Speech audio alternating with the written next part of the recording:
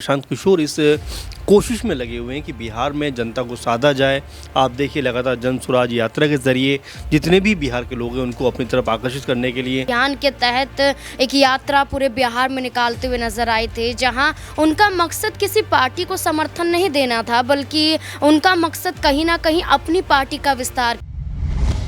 बिहार के विधानसभा चुनाव में अभी थोड़ा वक्त ज़रूर है, लेकिन चुनाव से पहले बिहार की सियासत गरमाई हुई है। गरमाई इसलिए भी है क्योंकि कई बड़ी घटनाएं बिहार में घटी हैं जिसका असर चुनाव पर पड़ेगा, और दूसरी तरफ सबसे बड़ी पार्टी बनकर उभरेगी या बड़ी पार्टी बनेगी बिहार में, वो पार्टी कोई और नहीं बल्कि प्रशांत किशोर की पार्टी जन स्वराज पार्टी होगी। क्या बिहार के विधानसभा चुनाव में ये तमाम राजनीतिक पार्टियों का खेल बिगाड़ेगी? लेकिन सवाल ये भी खड़ा हो जाता है कि क्या प्रशांत किशोर जो ये कह रहे हैं कि बिहार में एक नई सरकार बनेगी, वो सरकार जनता की सरकार होगी, तो क्या जिस सरकार को वो बनाने की बात कर रहे हैं क्या शुरुआत उनसे हो रही है? लेकिन यहाँ पर एक बड़ा सवाल ये भी खड़ा हो जाता है कि क्या प्रशांत किशोर विपक्षी पार्टियों के साथ हाथ मिलाएंगे, और अगर हाथ मिलाते हैं तो बिहार की सत्ता पर कितना असर पड़ेगा? लेकिन बिहार में जो कई घटनाएं घटी, चाहे वो नवादा की घटना हो, चाहे वो घटना पासवान समाज पर लाठीचार्ज की हो, या फिर अगर हम बात करें तो जिस तरीके से देखने को मिल रहा है कि जातिवाद जैसा मुद्दा भी उठ रहा है जिस पर राजनीतिक पार्टी के नेता ऊट पटांग बयान दे रहे हैं, ये तमाम ऐसे मुद्दे हैं जिनका असर बिहार के विधानसभा चुनाव पर पड़ेगा। 2 अक्टूबर को पार्टी को लेकर बड़ा कदम उठाएंगे प्रशांत किशोर, और प्रशांत किशोर की जन स्वराज यात्रा का चुनावों पर कितना फर्क पड़ेगा, इसी मुद्दे पर बातचीत करने के लिए हमारे साथ हमारे सहयोगी मौजूद हैं, और एक एक करके अपने सहयोगियों से सवाल करेंगे और वो ये बताएंगे कि क्या असर रहेगा बिहार के चुनाव में, और क्या नीतीश कुमार फिर से मुख्यमंत्री बन पाएंगे या फिर विपक्ष की सरकार मिली जुली सरकार बनेगी। सबसे पहले हम अमन सर के पास आ जाते हैं। सर, बहुत बहुत स्वागत है सबसे पहले तो इस प्रोग्राम में आपका। और सर, बिहार की अगर हम बात कर लेते हैं तो बहुत सारी ऐसी घटनाएं जो अभी घटी हैं, नीतीश कुमार पर लगातार सवाल किया गया, वक्फ बोर्ड जैसा मुद्दा उठा, जिसके बाद नीतीश कुमार का ऐलान है कि मदरसे जो है वहाँ पर ज़मीनों पर वक्फ बोर्ड की ज़मीन पर खोले जाएंगे। लेकिन अगर मैं प्रशांत किशोर का बात कर लेता हूं तो प्रशांत किशोर एक ऐसे रणनीतिकार हैं जिन्होंने तमाम कई बड़ी बड़ी राजनीतिक पार्टियों के साथ काम किया। उन्होंने प्रधानमंत्री मोदी जी के साथ काम किया, उन्होंने नीतीश कुमार के साथ भी काम किया है, ममता जी के साथ काम किया, अरविंद केजरीवाल के साथ काम किया है। तो इतना अनुभव और तमाम उनके पास जितना भी अगर हम कहें तो ज्ञान है, उसका कितना असर बिहार के चुनाव पर पड़ेगा, और क्या बिहार में वो सभी राजनीतिक पार्टियों का खेल बिगाड़ पाएंगे? देखिए राहुल, जाहिर बात है कुछ दिनों के बाद उनकी पार्टी का अनाउंसमेंट होने वाला है, आई थिंक 2 अक्टूबर के आसपास, और प्रशांत किशोर इस कोशिश में लगे हुए हैं कि बिहार में जनता को साधा जाए। आप देखिए लगातार जन स्वराज यात्रा के जरिए जितने भी बिहार के लोग हैं उनको अपनी तरफ आकर्षित करने के लिए एजुकेशन पे खास जोर देते हुए नज़र आते हैं कि भाई बिहार में आपके लिए अब तक क्या हुआ है, आपके बच्चे लिख पढ़ नहीं पा रहे हैं, बेहतर एजुकेशन जो प्राप्त करना चाहिए वो नहीं कर पा रहे हैं, और तमाम तरह से जिस तरह बिहार के लोगों को सताया जाता है, परेशान किया जाता तमाम राज्यों में, उसके लिए उन्होंने जो मौजूदा सरकार नीतीश कुमार, लालू यादव, इन दोनों को जिम्मेदार ठहराया। क्योंकि आपने देखा कि उन्होंने यही बात कही कि जब नीतीश कुमार बीजेपी सरकार में शामिल हुए और जब मंत्रालय मांगने की बारी आई तो कोई मलाईदार मंत्रालय नीतीश कुमार चाहते थे, लेकिन एक बार भी उन्होंने ये नहीं कहा कि बिहार की सरजमी पर जो है फैक्ट्री लगानी चाहिए, कुछ रोज़गार की व्यवस्था करनी चाहिए। यानी कि पूरी तरह से वो नीतीश कुमार को कटघरे में खड़ा करते हुए नज़र आ रहे हैं कि भाई 18 साल से अगर आप सीएम हैं तो बतौर सीएम आपने क्या कुछ किया वो नज़र आना चाहिए। अगर उससे पहले लालू यादव अगर सीएम थे, उन्होंने क्या कुछ किया है वो नज़र आना चाहिए। अगर वो नज़र नहीं आ रहा है, इसका मतलब ये है कि आप दोनों जो है वो असफल मुख्यमंत्री हैं। और इसी तर्ज पर लगातार तेजस्वी यादव को भी घेरते हुए दिखाई पड़ते हैं कि 8वां नवा पास होकर वो पूरे बिहार को चलाना चाहते हैं। तो ऐसे में कई तरह की चीज़ें जो हैं वो चुभते हुए सवाल जो हैं वो नीतीश कुमार, लालू यादव दोनों से प्रशांत किशोर पूछते हुए नजर आ रहे हैं। और ऐसे में अब 2 अक्टूबर को जब उनकी पार्टी का अनाउंसमेंट होगा तब किस तरह का माहौल दिखाई पड़ेगा। कुछ लोग ये भी कह रहे हैं कि भाई एक बड़ी भीड़ एक साथ नजर आएगी, 5 से 10 हज़ार लोग उनके मंच पर नजर आएंगे, यानी कि तमाम तरह की बातें अभी होती हुई नजर आएंगी। लेकिन हाँ, ये ज़रूर मानिए कि प्रशांत किशोर अच्छे रणनीतिकार रहे हैं। अब राजनीतिकार कितने बेहतर होते हैं ये आने वाले दिनों में पता लगेगा। सर, मेरा 2 सवाल आपसे रहेगा। पहला सवाल ये है कि हम ये देख रहे हैं कि प्रशांत किशोर ने अभी तक इस तरीके का कोई बयान नहीं दिया है जो सरकार के खिलाफ हो, या फिर अगर हम बात करें विपक्षी पार्टी के नेताओं को नहीं घेर रहे। बंगाल में इतनी बड़ी घटनाएं घट जाती हैं और इसके अलावा बिहार में जो कुछ हुआ उस पर बात नहीं कर रहे। तो कौन सी राजनीति कर रहे हैं प्रशांत किशोर, और क्या प्रशांत किशोर वाकई बहुत कुछ बदलने वाले हैं जिसका अनुमान ना तो विपक्ष को है ना सत्ता पक्ष के लोगों को? राहुल, अभी अनुमानित तौर पर चीज़ों को बताया जा सकता है, क्योंकि अगर आप देखें तो अभी प्रशांत किशोर ने अपनी पार्टी बनाई है, बल्कि बनाई भी नहीं, सीधे तौर पर देखा जाए 3-4 दिन बाद बनाने वाले हैं। अब क्या वो कर सकते हैं, किन चीज़ों के तहत वो बिहार में किन मुद्दों के तहत वो जाने वाले हैं, और लोग देखिए कितना उनको अप्रिशिएट करते हैं। क्योंकि देखिए जातिगत जो राजनीति की बात करते हैं वो बिहार में हमें देखने को मिलती है। इसी आधार पर 40 टिकट मुस्लिमों को देने की बात खुद प्रशांत किशोर भी करते हुए नजर आते हैं। तो अभी देखिए उन्होंने शुरुआत की है, आने वाले दिनों में जो उनकी रणनीति है कितनी सफल होती है, लोग कितना उसको एक्सेप्ट करते हैं, ये अपने आप में सबसे महत्वपूर्ण होगा। देखिए, क्योंकि अगर मतदाता आपकी तरफ रुझान करते हैं और कुछ सीट पहले चुनाव में अगर 10-15 सीटें भी आप लेकर आते हैं तो मेरे ख्याल से ये कोई बुरा आंकड़ा नहीं होगा। और प्रशांत किशोर तो ये दावा कर रहे हैं कि भाई हम पूरी तरह सत्ता में आ रहे हैं और तमाम तरह के दावे वो कर रहे हैं। लेकिन देखिए, दावे करना एक बात है, जब रिजल्ट सामने आएगा तब इसके बारे में पुख्ता तौर पर कह सकते हैं कि प्रशांत किशोर का जो प्रभाव है वो बिहार के अंदर कितना है।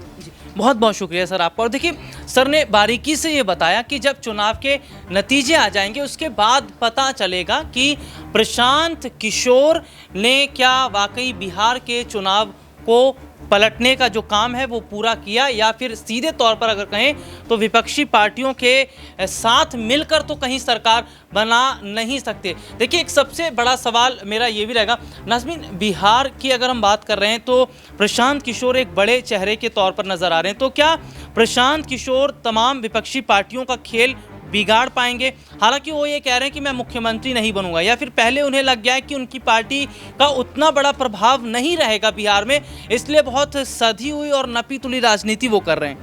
देखिए, बिल्कुल अगर हम बिहार की बात कर रहे हैं और बिहार में अगर हम प्रशांत किशोर का जिक्र कर रहे हैं तो प्रशांत किशोर जहां जन स्वराज अभियान के तहत एक यात्रा पूरे बिहार में निकालते हुए नजर आए थे, जहां उनका मकसद किसी पार्टी को समर्थन नहीं देना था, बल्कि उनका मकसद कहीं ना कहीं अपनी पार्टी का विस्तार करना था। और इसी कवायद में लगे हुए हैं, जैसे कि 2 अक्टूबर को अब अपने अभियान को पार्टी में तब्दील करते हुए नजर आएंगे और कहीं ना कहीं इन विधानसभा चुनाव में भी किस्मत आजमाते हुए देखे जा सकते हैं। मुख्यमंत्री पद को लेकर अगर दावा प्रशांत किशोर नहीं करते हैं तो जैसा कि आपने कहा, बखूबी हो सकता है कि पहले एक जनाधार तलाशने की कोशिश करें, लेकिन प्रशांत किशोर को आप उस आधार पर नहीं भूल सकते हैं जब तमाम राजनीतिक पार्टियों को लेकर भविष्यवाणी करते हुए नजर आते थे। जी, मुस्लिम वोट बैंक पर प्रशांत किशोर की भी नज़र है।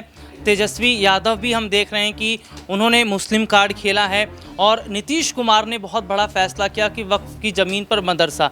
तो ऐसे में क्या बिहार में मुसलमान वोट बैंक अगर बढ़ जाता है तो इसका सबसे बड़ा असर किस पार्टी पर पड़ेगा, और मुस्लिमों पर ही क्यों सबसे ज़्यादा फोकस तमाम राजनीतिक पार्टियां कर रही हैं? देखिए, जो वक्फ बोर्ड का मामला सामने आया, जब संसद में केंद्रीय मंत्री ललन सिंह ये दावा करते हैं कि जो केंद्र सरकार वक्फ बोर्ड बिल लेकर आ रही है, इस संशोधन बिल को लाना एक बेहतरी के लिए है, जहां लोगों का कहना है कि ये मुस्लिम विरोधी बिल है। तो इस आधार पर ललन सिंह ये कहते हुए नजर आए थे कि मुस्लिमों को हक दिलाना ही यहाँ पर केंद्र सरकार का दायित्व है। ललन सिंह समर्थन करते हैं इस बिल का, लेकिन इसी में देखा जाता है कि नीतीश कुमार की पार्टी जेडीयू पार्टी में ही दो फाड़ की स्थिति नजर आती है। ललन सिंह का समर्थन करना तो वहीं पार्षदों का विरोध करना, ये कहना कि ये सिर्फ और सिर्फ केंद्र सरकार का एजेंडा रहता है। कभी 3 तलाक लाते हैं, कभी यूसीसी लाते हैं, कभी यहाँ पर यूनिफॉर्म सिविल कोड का मुद्दा लाते हैं, और यही मुद्दे केंद्र सरकार लाकर पूरे देश भर में समुदाय के नाम पर एक तरीके से धार्मिक उन्माद पैदा करने की कोशिश करते हैं, लोगों को तोड़ने की कोशिश करते हैं। ये बयान यहाँ पर दिए गए, लेकिन इसी आधार पर आप देखेंगे कि नीतीश कुमार की पार्टी की तरफ से ये भी ऐलान किया गया कि वक्फ बोर्ड की जो ज़मीनें हैं उन ज़मीनों पर हम मदरसे बनाएंगे और इन ज़मीनों को लेकर भी जांच की जाएगी। ये तमाम ऐसे दावे किए गए। वहीं अगर हम तेजस्वी यादव की बात करें तो मुस्लिम वोट बैंक को साधने के लिए पूरी कोशिश है। आप हिना शहाब को नहीं भूल सकते। लोकसभा चुनाव के तर्ज पर जहां आरजेडी से अलग होती हुई नजर आई थी, वही हिना शहाब से मुलाकात करते हुए लालू प्रसाद यादव और तेजस्वी यादव नजर आए थे और पूरा मकसद था कि उन्हें हिना शहाब के जरिए मुस्लिम वोट बैंक को पाना है। तो वही कोशिशें प्रशांत किशोर भी कर रहे हैं। प्रशांत किशोर का जिक्र करें तो अब बिहार में एक नई पार्टी के रूप में नजर आ सकते हैं। प्रशांत किशोर का जिक्र करें तो वो ना तो नीतीश कुमार के साथ जाना चाहते हैं, जहां नीतीश कुमार की शराबबंदी के खिलाफ ही नजर आते हैं। नीतीश कुमार को लेकर ये तक कह देते हैं कि मुख्यमंत्री की लालसा है, बिहार में कुछ किया नहीं है। तेजस्वी यादव को अनपढ़ बताते हुए दिखाई देते हैं। तो प्रशांत किशोर लगातार तमाम राजनीतिक पार्टियों पर हमला साध रहे हैं, लेकिन मुस्लिम वोट बैंक के जरिए वो कहीं ना कहीं बिहार की राजनीति में रहना चाहते हैं। हो सकता है कि मुस्लिम वोट को साधने के लिए AIMIM के साथ भी वो मिलते हुए नजर आएँ, असदुद्दीन ओवैसी के साथ भी हाथ मिलाते हुए देखे जा सकते हैं। और यही कोशिश अगर रहती है तो कहीं ना कहीं चुनौतियां बिहार में अन्य पार्टियों को भी हो सकती हैं। जी बहुत बहुत शुक्रिया। और देखिए, प्रशांत किशोर ने ये कहा कि 9वीं फेल क्या सरकार चलाएंगे। जो 9वीं फेल हैं उन्हें क्या पता अर्थव्यवस्था क्या होती है, जो 9वीं फेल हैं उन्हें क्या पता सरकार का कामकाज क्या होता है। और ऐसे में हमारे साथ सिराज मौजूद हैं। सिराज, बहुत बहुत स्वागत है इस प्रोग्राम में आपका। सिराज भाई, सबसे बड़ी बात यह है कि प्रशांत किशोर का सीधा अटैक लालू परिवार पर है और शिक्षा को लेकर बात कर रहे हैं। और आखिरकार क्या वजह है कि नीतीश से बचते नजर आ रहे हैं लेकिन तेजस्वी यादव को घेर रहे हैं, तेज प्रताप को घेर रहे हैं। तो क्या बड़ा मैसेज बिहार में देना चाह रहे हैं प्रशांत किशोर?